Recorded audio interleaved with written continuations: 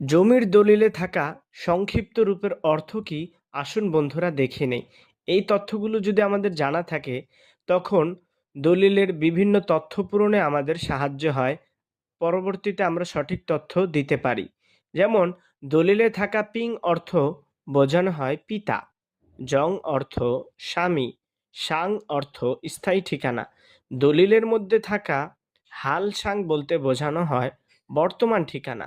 গং অর্থ বোঝানো হয় সকল, দং অর্থ দখলকারী, প্রযত্নে তত্ত্বাবধানে, আলং অর্থ ডাকনাম, বং বা বিনতে থাকলে বুঝতে হবে এখানে কন্যাকে বোঝানো হয়।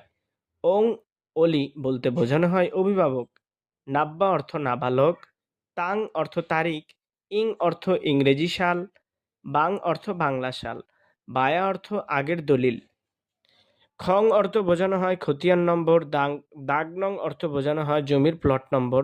সিএস 1888 থেকে 1940 সালের মধ্যে হওয়া প্রথম পূর্ণাঙ্গ জরিপ। আর এস বলতে বোঝানো হয় সংশোধনী জরিপ।